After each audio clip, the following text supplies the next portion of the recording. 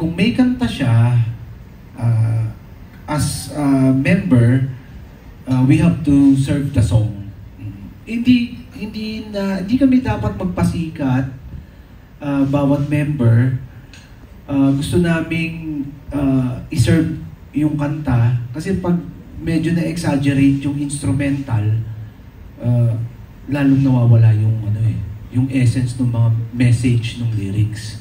Kaya sinisimplihan lang namin kasi gusto naming maparating to as far as we can. Limawa, ika nga dati nung producer namin, nung nagsisimula kami, ang gusto namin parang mga foreign song, pero sabi niya sa amin, hindi tayo makakarating sa masa, sa probinsya, hindi natin mapaparating ang message natin.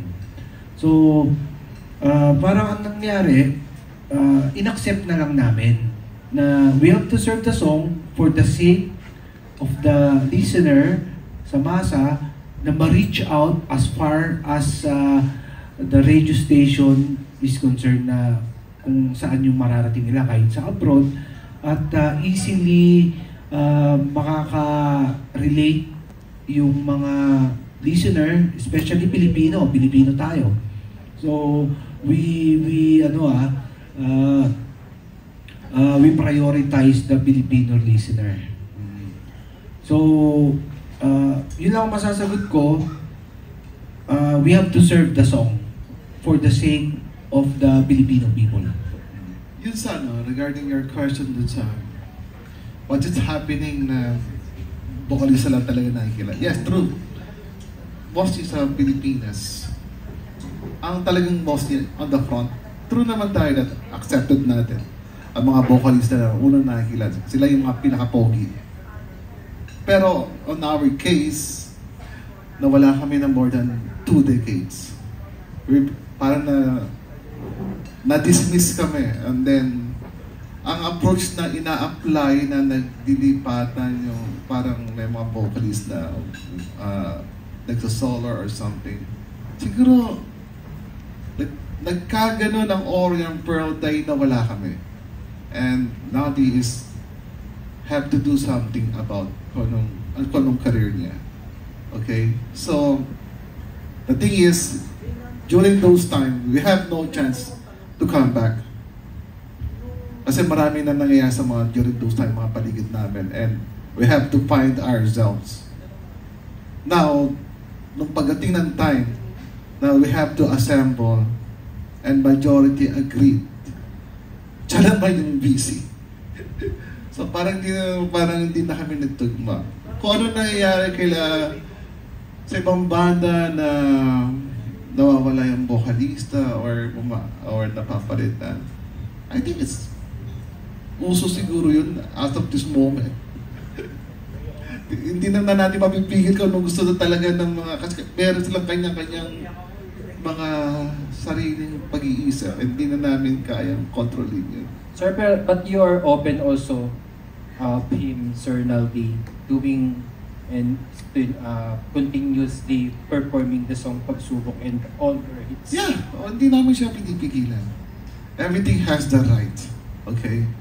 Wala kami, hindi namin siya pinipigilan na mag-show. Hindi namin iniisip yun. Okay? Daddy has his own life.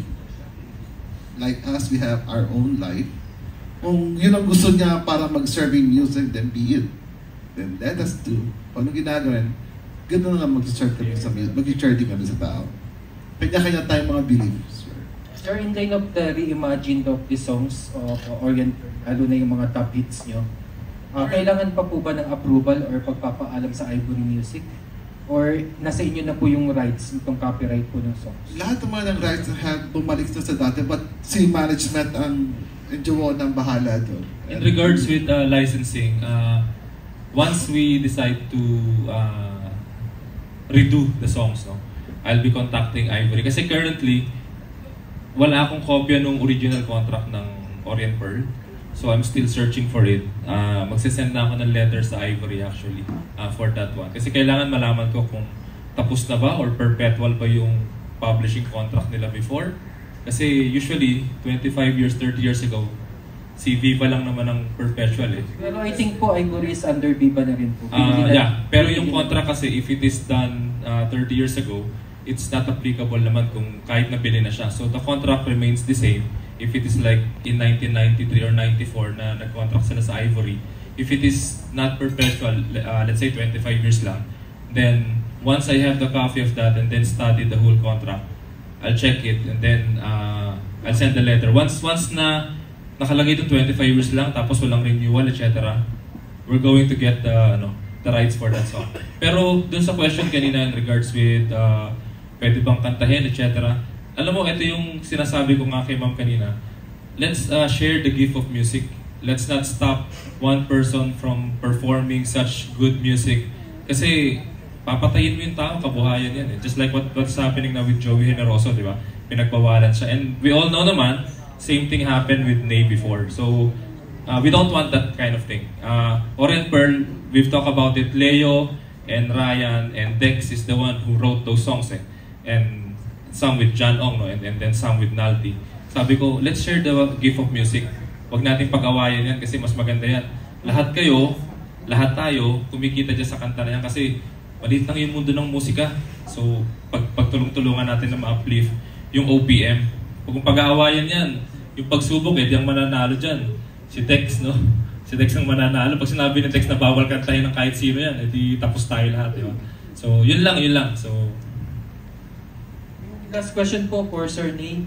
Sir Ney, yung pagiging member niyo po ngayon ng Orient Pearl means tutultukan niyo na yung pagiging solo artist. Actually, di naman ako naging solo artist. Ano pa rin, band pa rin ang setting nung it's just ginamit lang yung name ko, which is Ney. Kaya akala nila, mag-isa lang ako, pero banda yun.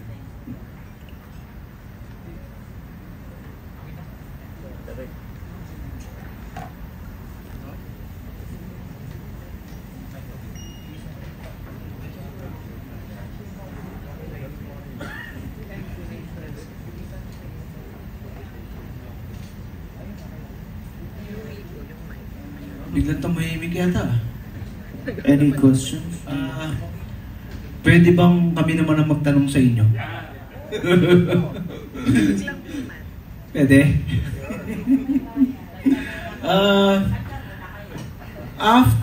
After all these years, those years, will you still accept us? Isa lang naman ang sumagot na narinig namin. Brother. Will you still accept us? Yes. Huh? Kanta muna daw kayo. Hindi, kahit wala yung kanta eh. Yun, yung live eh. Yung dating pinakikinggan. Ay, thank you very much. Para makita nyo. We're so flattered on that. So, yeah, we are inspired through you. Yeah.